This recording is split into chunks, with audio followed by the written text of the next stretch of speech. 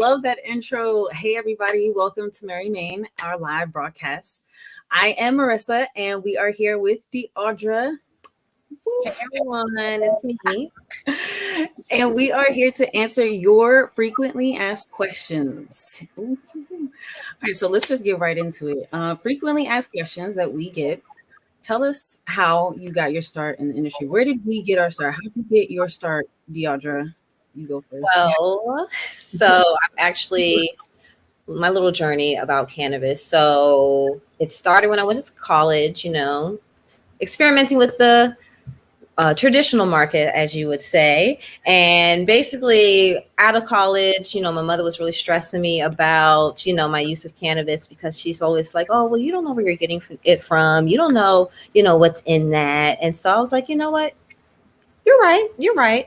So at the time, Maryland decided to have their cannabis be made medical. So I was like, you know what, I'm going to sign up. And I signed up in like 2017, totally forgot about it. By the time they actually had the program, in business and running, my friend told me about it, got my patient card. And then of course, Marion, Maine opened, and then he got a job there. And I was like, you know what? Hey. I need that. So I was like, you know what? Put a word in for me. And lo and behold, that is when I met, the beautiful team of Marion, Maine, and the rest was history. I've been there for over 2 years now. I absolutely love it. I work there part-time, but honestly, cannabis is one of my passions, and I love being able to, help people find products that work for them. So that's how I got started. What about you, Marissa? Tell me your story. Okay, so the way I got into the medical industry is very different than how I got into like just the industry period, because I really started in like the recreational side, and that is like gray areas. DC's gray area. It's all gifts. It's all.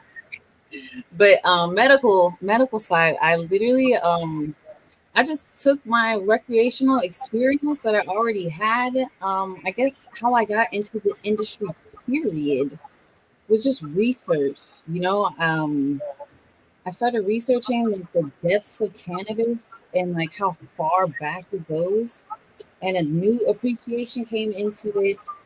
And then I just was like, okay, now I really love this plant. Now I want to work with it. I want to learn more about it. Um, Having friends is a great thing.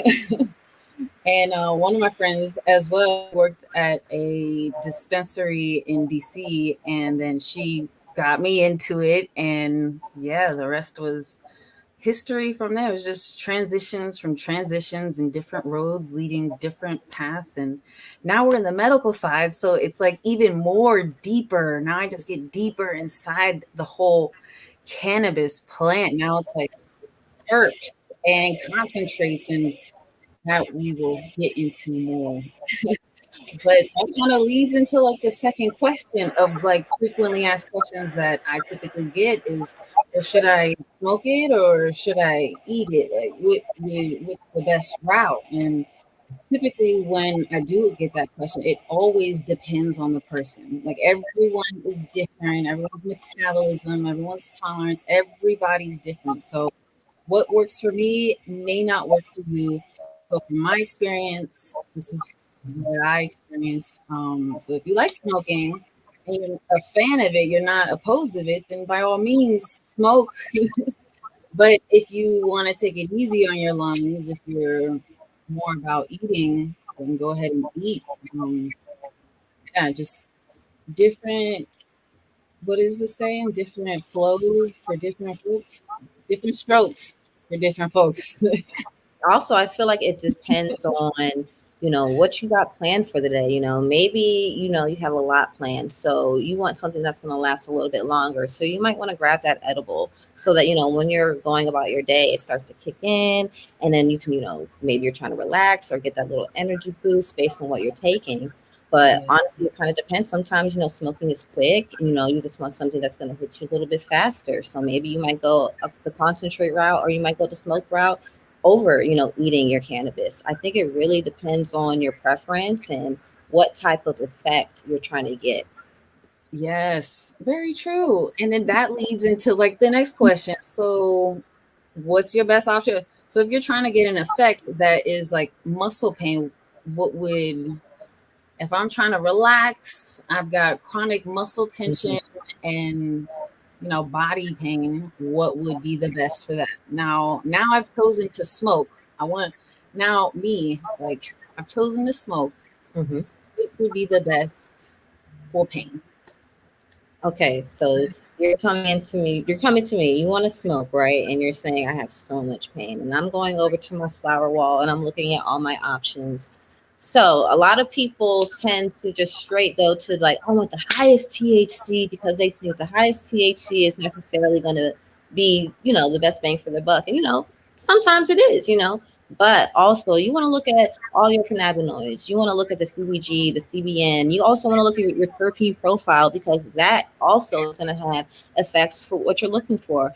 I know that some of the terpenes that we always talk about is myrcene because it's supposed to have properties that are good for pain and inflammation and supposed to help with stress, anxiety, and depression. And in my own experience, I love that terpene. So when I'm looking for something that's going to really ease my pain, I'm like, I need something that's heavy in that terpene that I know I'm going to feel in my body. We call it the couch lock terpene. We sleep in the couch.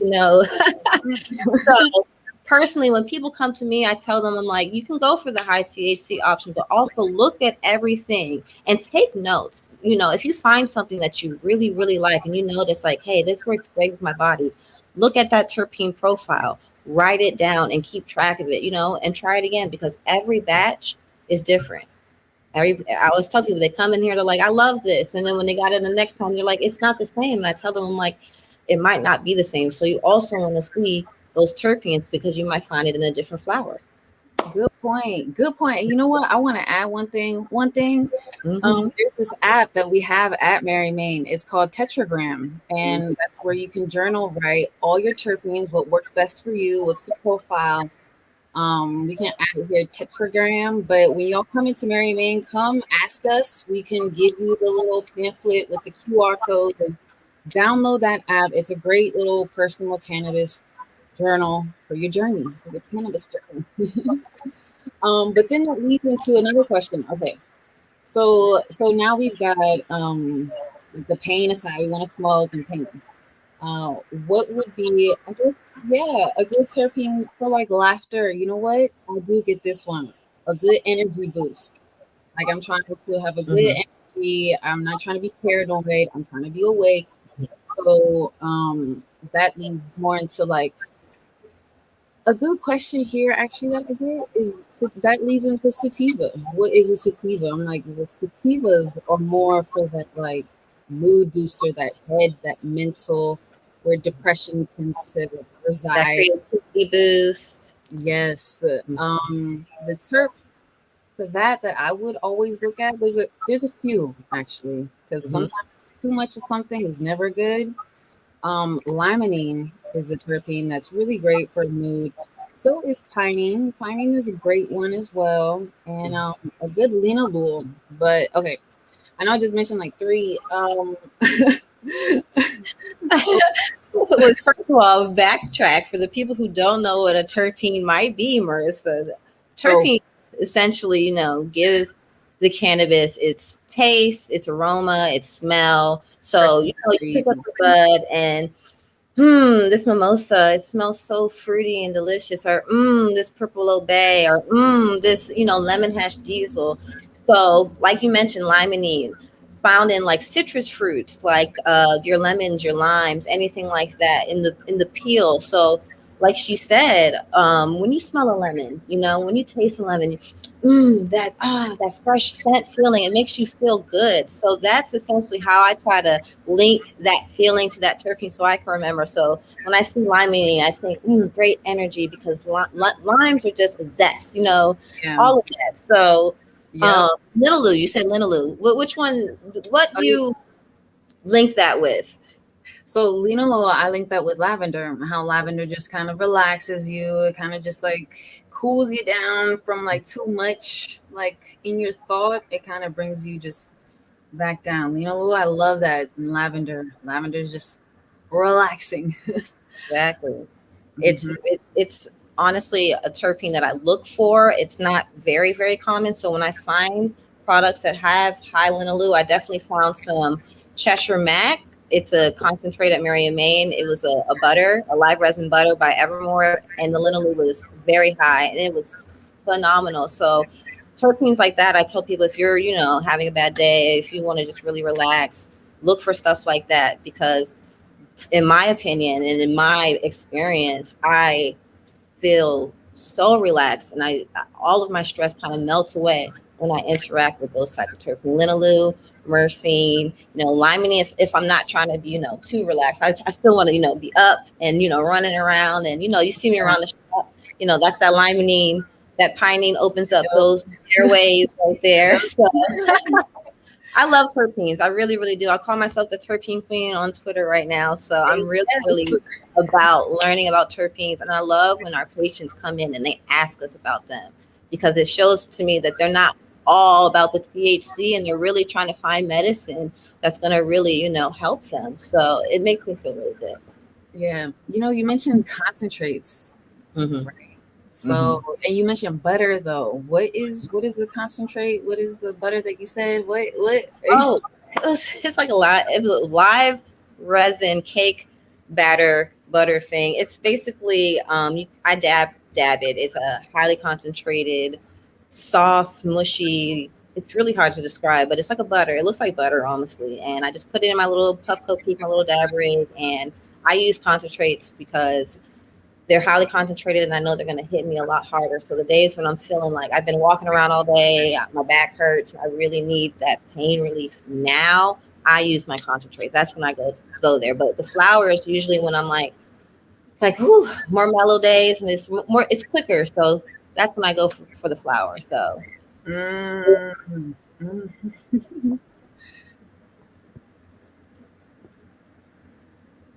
So. Okay. You start, Marissa. Tell me, which ones are your favorite right now? We have a whole bunch at Mary and Main. So give me your top three. Top three. Ooh, okay. That's easy, but I don't want no feelings. But top three, 1937. They are really, they're terpenes. If you want to learn some terpenes and cannabinoids, looking at their label is a really good start, because they're very thorough on everything. They are doctor owned. Their background for the whole brand is very inspirational, and I've never been disappointed. They are high in CBD, and I've noticed that too. Yeah, and CBD is a cannabinoid that is great for pain and any inflammation. It's said to relieve any inflammation that you may have, whether that be mental, anxiety, or depression, or whether that be physical, muscle, or any kind of pain. So that's the first brand, 1937. What's your second? Okay, 1937. Then number two. Don't do that. Ooh, I'm just excited to know what you like. Okay, so number two, I like District Cannabis. I'm going to give that to them because they did start in DC and now they've moved over to Maryland. So it's a really good, local. I mean, 1937 is also local, but DC, come on. District Cannabis. And then number three, shit. I'm sorry. It's a tie, but I'm going to put it at Verano. I do like Verano. Their Maglandris is a great flower, great on myrcene. It's great for body. That's a beautiful indica. Indica. I love that one. Woo! Top three.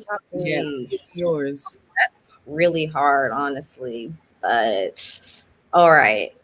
Probably for me, because I really don't get it that often, and every time I do get it, it's so good. Evermore, their flower, their concentrates, their cartridges, they're so great. Their flower is so beautiful. First of all, the terpenes are just amazing. So I love Evermore. Second would probably be Rhythm. I buy a lot of Rhythm. I love their flower. I think their flower is phenomenal. I think it always tastes great. I think they have some of the best terpene profiles out there right now. And I love their little disposable vape pens. So Rhythm is probably next. And Third. See, It's gonna be so hard. So hard. Wow. All right. I really like. Ooh, I don't want to say it. Okay, I really like Four Grow sometimes because, like, don't get me wrong, like, only because I really love their mimosa, like, and a lot of their flower just tastes really good. Like, I'm not gonna lie, they taste really good, and that mimosa is just. I always tell people it's like when you go into brunch and you have your mimosa with your friends. That to me is just how I feel when I'm smoking it. So I always tell people if you want like a nice flower that's just going to put you in a really good mood, try mimosa and tell me what you like about it next time. So those are probably my 3-4 grow, you know. Woo. All right. So um, what's the next question going to be? Let's see. Oh, we have a question from a viewer. What should I use for cancer and neuropathy? Cannabis makes me lethargic. Okay, so we can't straight up like tell you, but we can recommend from the things that we just know based off of terpene profiles, the terp's personality and what each terp does. Let's see. So cancer, research on on CBD has been it's in the works. There's not enough on it to be honest. There's a lot of research that is going on where cancer is said to kind of offset or aid in these like development of cancer cells. Neuropathy, I believe it is like nervous system, and yeah, that would lead to a lethargic feel, your nervous system being feeling. The terps that are coming to me right now, neuropathy, pinene. Pinene is a great cleanser, it's great antibacterial, it is said to be anti-cancerous. CBD is it's not a terp, but it's a cannabinoid. I already mentioned that one. Pinene, and then lethargic. That limonene that we were mentioning earlier. That will give you a nice little zest. The way that like you bite into a lemon and it kind of just zests and opens up your palate will exactly zest and open up your brain receptors to just let's go do like let's go out, let's go outside. But yeah, anything in linalool or myrcene would actually put you down. That's a lethargic terpene that yeah. I think I was. Oh, I'm sorry. No, you're good. You're good. Go ahead. I feel like if someone were to come into the dispensary and were to ask me this, and I were to look at my shelves, this is how I would probably lean towards RSO. But I would probably try to find. I know at one point we had a sativa RSO. It was made by I think G Leaf and Sane in the Membrane. I actually have it right in there. So if you don't know what RSO is, it's a concentrate Rick Simpson oil. It is. I tell people to ingest it. I always suggest taking it in smaller doses because it is highly concentrated. So I usually will tell them take like a little cracker, I also take like a little cheese it, and take just a little grain of rice, put another one on top, and make you a little artisan sandwich with that. Try that out. Give it 45 minutes to an hour, let it set in, and like I said, they also have some that are very CBD dominant. We had one at one time that was made by G Leaf, I think, as well. Blue Shark, if I'm not mistaken. So it's a good balance of CBD and THC. So I would really suggest that too, because sometimes too much THC is what kind of overwhelms your system and kind of makes you really tired and you kind of crash. But honestly, the more CBD, the better. But RSO is, I tell people when you're in pain, RSO is one of the, in my experience, one of the best products I have tried to get rid of my pain. Like I'll take a little RSO capsule, I'll take a little RSO, like I said, a little cracker or something. And what I like about it is I don't have to smell like, anything. You kind of can make anything like a little edible.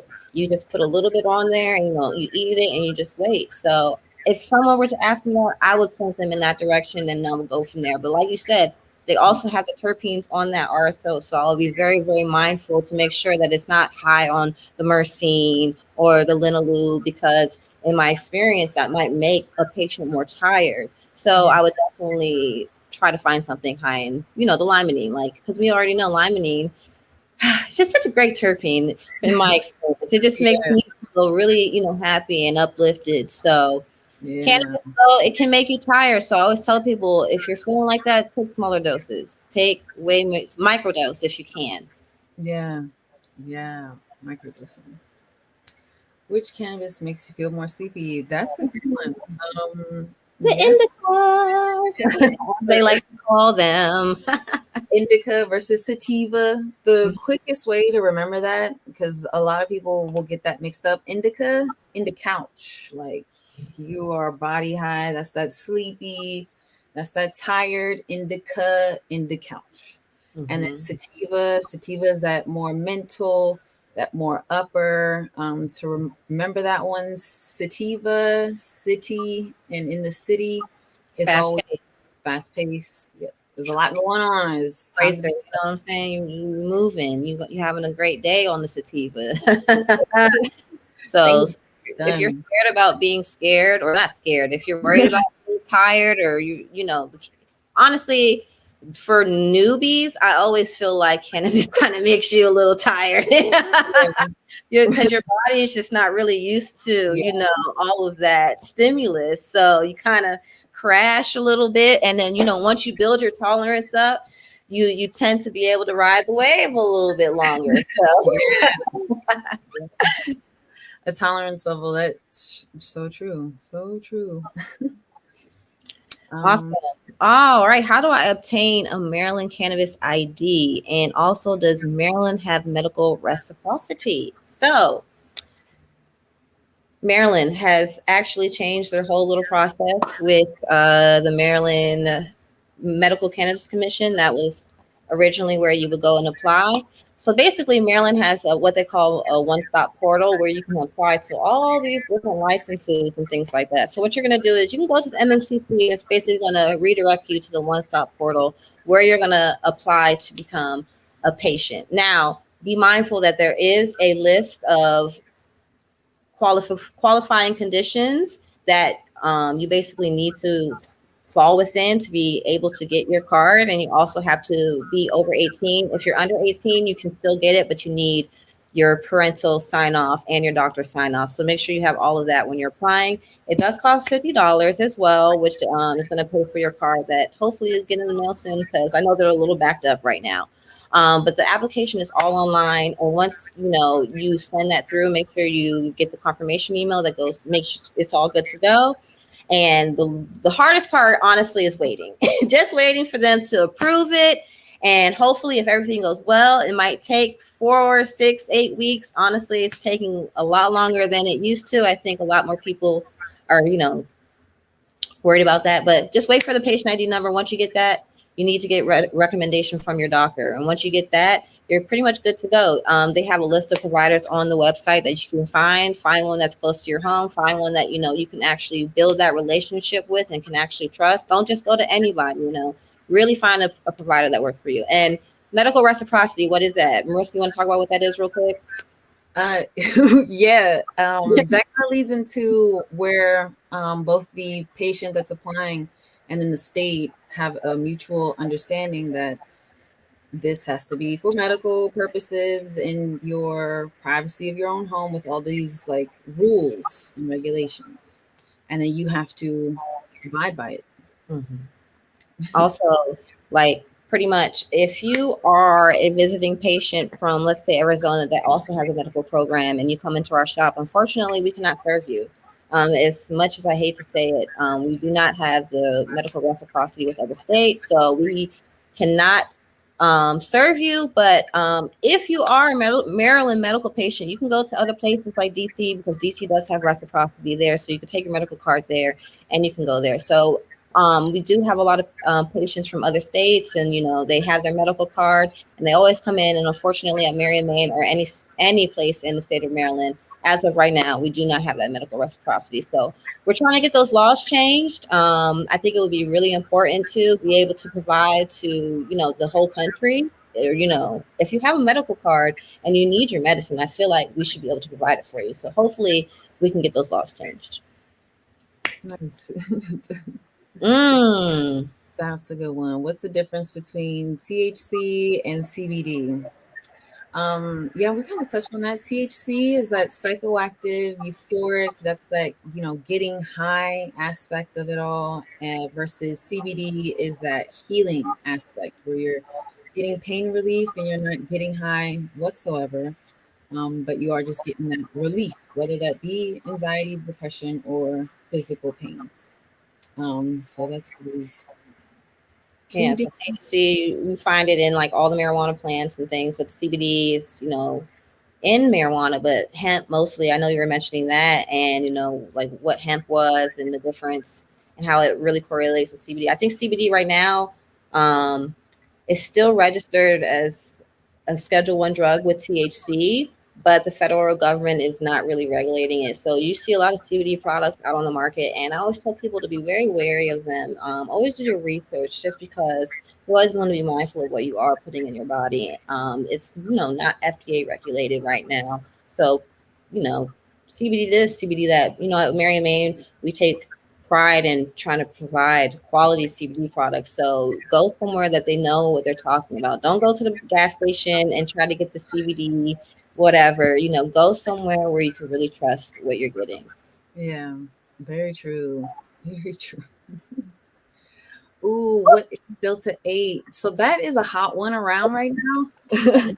It's an in-depth, that's an in-depth question. But I have been getting that a lot lately. Mhm. So there's more research that I personally have to do. But Delta 8 is like this small factor that starts to, I guess, flip as you're like getting high, like into that THC. Delta 8, THC. Let me get you the actual.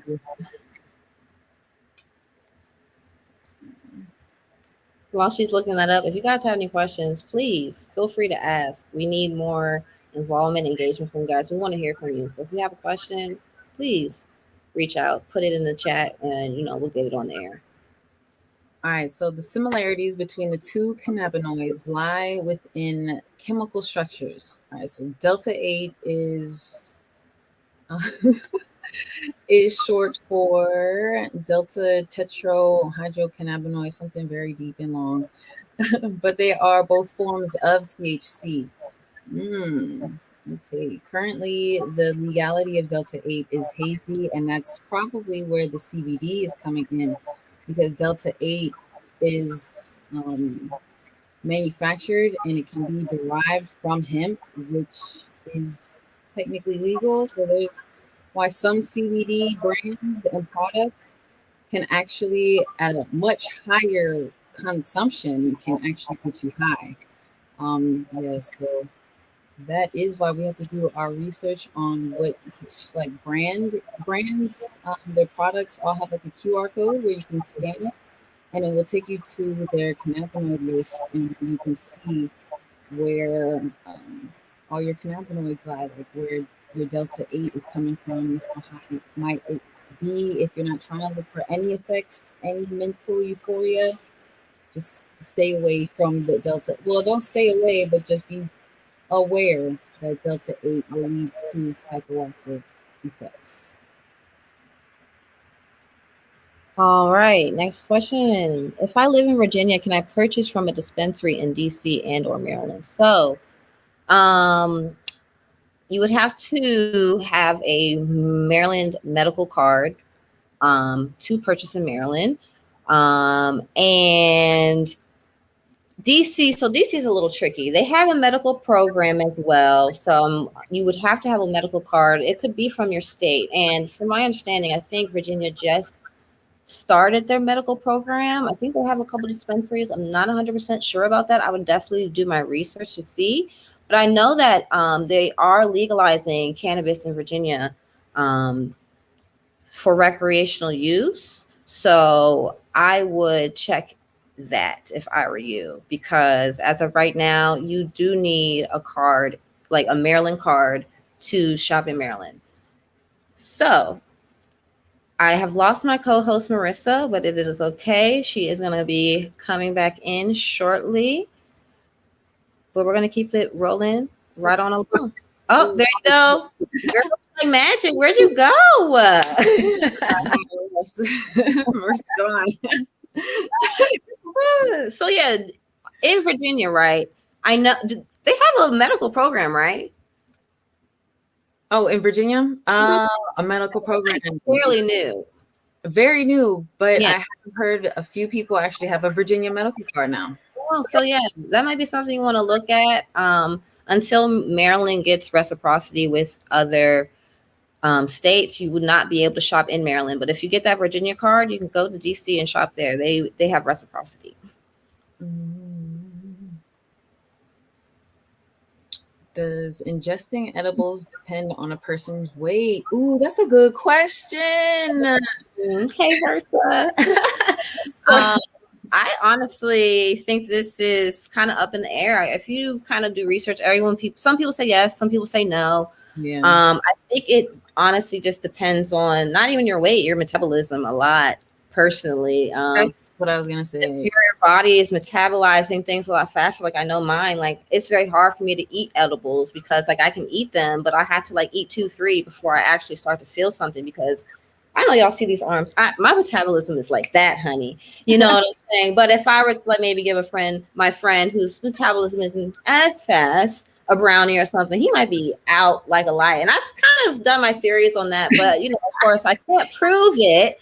But I think it has to do more of how your body and your liver too. I know that some people, their liver does not metabolize THC, so edibles don't work on them. So I think it really just depends personally on that person, and maybe not even have anything to do with your weight.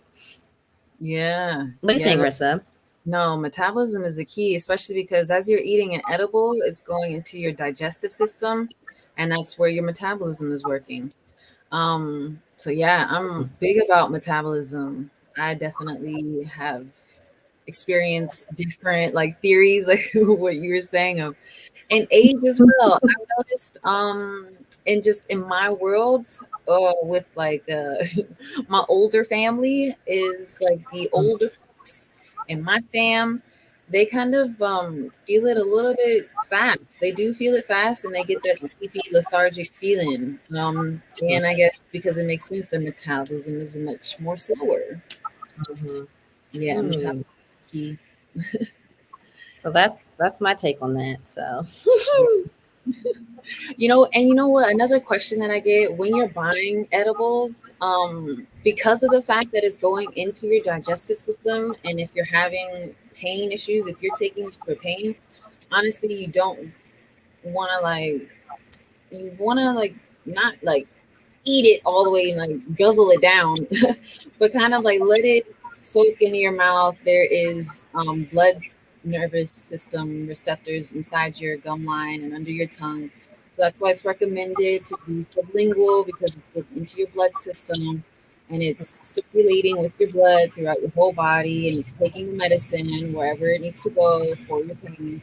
So that's one thing to be aware of when taking edibles is kind of just don't like guzzle it down, don't eat it all right away. Kind of monster it pretty much.